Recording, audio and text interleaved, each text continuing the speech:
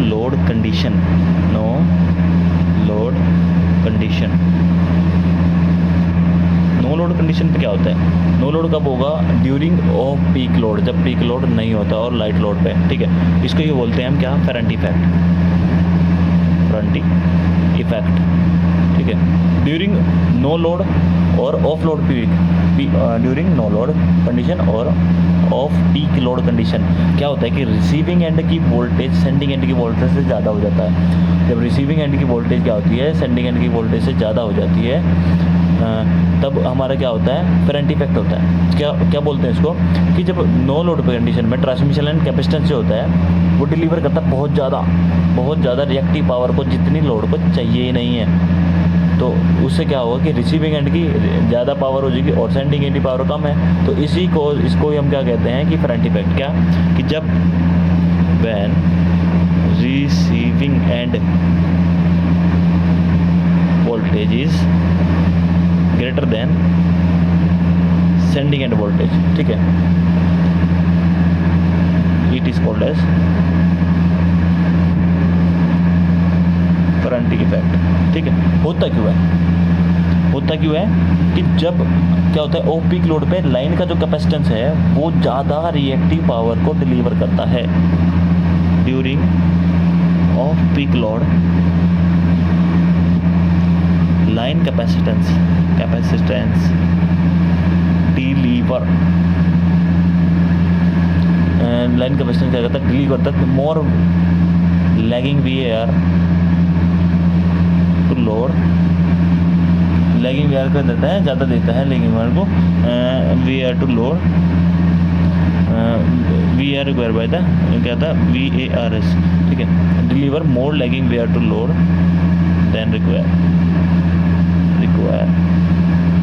VARS, ठीक है। मतलब कि जितनी हमें ज़रूरत है उससे ज़्यादा देता है। क्यों? ऑफ पीक लोड है, कैपेसिटेंस ज़्यादा लैगिंग VAR को दे देता है, ठीक है। इसी इफेक्ट को क्या कहते हैं? फेरेंटी इफेक्ट, ठीक है, फेरेंटी इफेक्ट कहते हैं। अब क्या होता है कि ये क्या होता है कि मीडियम और लॉन्ग, ठीक है, it is occur in medium and long transmission line ज़्यादा।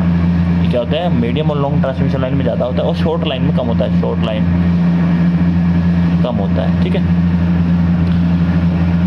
तो क्या होता है कि अगर लोडिंग ऑफ द लाइन, अगर लोडिंग लाइन की क्या होगी? कम होगी। अगर हमारी जो लाइन है उसकी लोडिंग क्या होगी? कम होगी। तो सर्ज इम्पीडेंस लोडिंग के कारण हमारा फेरेंटी इफेक्ट हो जाएगा। If line loading is less than Ferranti effect occur due to surge impedance loading, ठीक है। सर्ज इम्पीडेंस लोडिंग क्या होती है पता है आपको? सर्ज इम्पीडेंस लोडिंग होती है मेरा वोल्टेज, लाइन वोल्टेज का square upon Z of S। ये कैसे आया?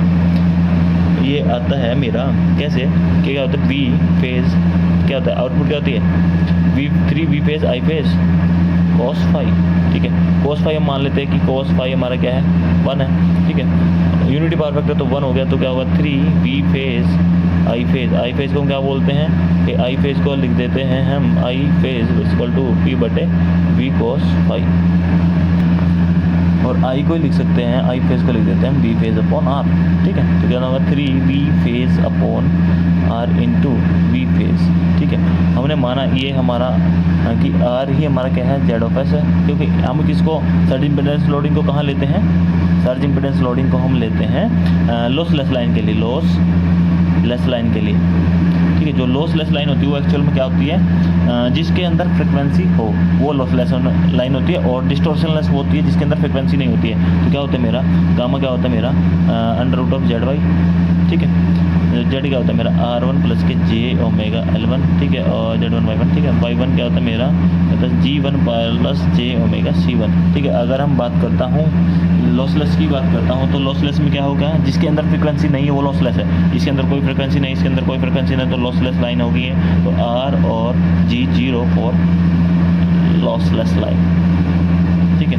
तो क्या होगा मेरा गामा? क्या होगा मेरा? अंडर रूट ऑफ 0 प्लस के J square omega square L1 C1, ठीक है। और गामा क्या होता है? Alpha plus J beta. ये क्या होता है? Propagation constant gamma alpha plus J beta, alpha यहाँ क्या है 0 है तो 0, तो J beta is equal to J omega under root of L1 C1, तो जे से जे कैंसिल, तो बीटा क्या होता है मेरा omega under root of L1 C1, ठीक है नहीं है।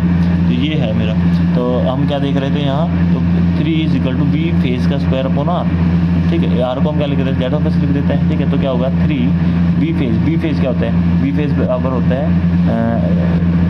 वी एल बराबर V L is equal to root 3 V phase, ठीक है। वी फेज कितना होगा मेरा V L upon root of 3, ठीक है। तो यहाँ V L upon root of 3 का स्क्वायर जेड ऑफ एस, तो रूट 3 बाहर निकला 3/3 वी एल का square upon into 1 Z of S था, ये सॉरी 1 जेड ऑफ एस, इससे 3 कैंसर, तो सर्ज इम्पीडेंस लोडिंग क्या आई, वी लाइन वोल्टेज का square upon Z of S, ठीक है। हम ट्रांसफार्मर के अंदर हर एक चीज़, अगर ट्रांसफार्मर की बात करता हूँ, ट्रांसफार्मर के अंदर हर एक चीज़ हम फेज वोल्टेज पे कैलकुलेट करते हैं और लाइन वोल्टेज में लिखते हैं ट्रांसफार्मर के अंदर, ठीक है। ट्रांसफार्मर के अंदर ये है कि हम रेफर कर रहे हैं किसी का, हमने वोल्टेज रेगुलेशन निकालना है, हमने निकालना है एफिशिएंसी निकालना है, हमें कोई भी लॉस निकालना है, तो हम क्या होता है फेज वोल्टेज पे निकालते हैं और लाइन वोल्टेज पे उसको लिखते हैं, ठीक है। हम फ्रंट इफेक्ट पे थे, तो फ्रंट इफेक्ट सर्ज इम्पीडेंस, अगर लोडिंग कम है तो क्या होगा, सर्ज इम्पीडेंस लोडिंग क्या होगी मेरी के कारण ही मेरा क्या हो जाएगा, फ्रंट इफेक्ट होगा। तो फ्रंट इफेक्ट में क्या होता है, ओवर वोल्टेज होती है जो कि डैमेज कर देगी फ्रंट इफेक्ट भाई। रिसीविंग एंड की वोल्टेज ज़्यादा हो रही है तो क्या होगा, रिसीविंग एंड की वोल्टेज ज़्यादा हो रही है तो क्या होगा, वो इंसुलेशन को ख़त्म कर देगी जनरेटिंग स्टेशन के अंदर, इंसुलेशन को खत्म कर देगी सब स्टेशन के अंदर, जनरेटिंग स्टेशन के अंदर कहीं भी डैमेज कर देगी इंसुलेशन को। इसको कंपनसेट करने के लिए हम क्या करते हैं, शंट रिएक्टर को लगाते हैं, क्या शंट रिएक्टर को लोड के उसमें लगा देते हैं पैरेलल में, ठीक है। शंट रिएक्टर लगा देंगे, शंट का मतलब ही पैरेलल है, तो हम शंट रिएक्टर को इसके अंदर लगा देते हैं। अभी हम क्या देखते हैं कि क्या करते हैं हम कि ये फ्रंट इफेक्ट को कम करने के लिए, फ्रंट इफेक्ट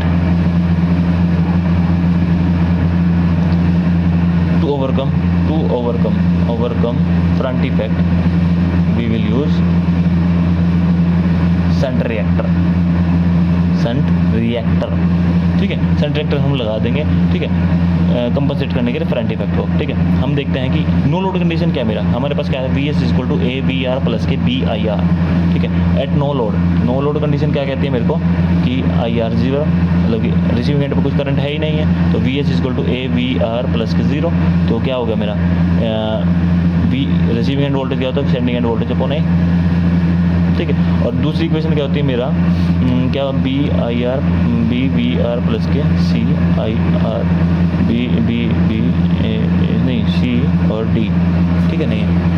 तो ये होते हैं मेरी I S equal to C V R plus के डी आई आर, ठीक है। तो ये आई आर फिर कैंसिल हो गया क्योंकि नो लोड कंडीशन, तो आई आर इक्वल टू 0 हो गया, तो क्या होगा मेरा वी आर इक्वल टू कितना आई एस अपॉन सी, ठीक है जी, ठीक है। या फिर आई सी निकाल दें यहाँ से, आई सी आई एस सॉरी क्या होता है, आई एस आ जाएगा मेरा कितना सी बी ओ पर, ठीक है।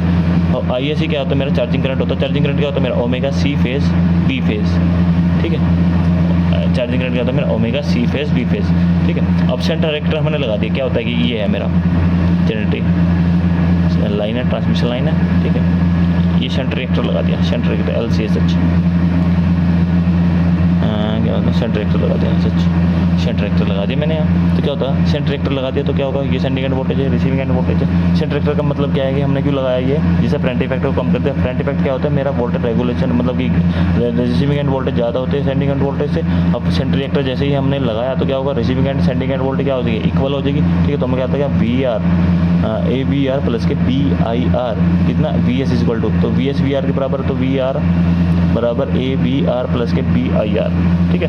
तो क्या लिया हमने यहाँ पे लिया B I R equal to 1 minus के ए वी आर, ठीक है। तो क्या होगा V R upon I R equal to B upon 1 minus ए, ठीक है। ये तो ये क्या होता है वी अपॉन आई आर क्या होता है एक्स एल एस एच, ठीक है। शंट रिएक्टर या फिर शंट रिएक्टर होता है मेरा क्या था 2 पाई एफ एल एस एच, ठीक है। ये दो फार्मूले मेरे क्या शंट रिएक्टर के हैं और यही है मेरा क्या बोलते हैं इसको, फेरेंटी इफेक्ट। फेरेंटी इफेक्ट जब रिसीविंग एंड की वोल्टेज क्या हो जाती है, बहुत ज़्यादा हो जाती है सेंडिंग एंड वोल्टेज से, और रिसीविंग एंड वोल्टेज ज़्यादा क्यों होती है, क्योंकि लाइन का जो नो लोड कंडीशन में of load peak load condition में क्या होता है, ऑफ पीक लोड कंडीशन में लाइन कैपेसिटेंस जो होता है वो ज़्यादा रिएक्टिव पावर को दे देता है जितने की हमें रिक्वायर नहीं होती है। उसको ओवरकम करने के लिए ये होगा तो क्या होगा, हमारे सब स्टेशन में, हमारा जनरेटिंग स्टेशन में कहीं भी जो हमारा मटेरियल मतलब जो भी हमारे इक्विपमेंट है उनकी इंसुलेशन ब्रेकडाउन हो जाएगा हाई वोल्टेज के कारण, और वो सब डैमेज हो जाएगा। तो इसको ओवरकम करने के लिए हम लोग क्या करते हैं कि हम शंट रिएक्टर को लगाते हैं पैरेलल में लोड के।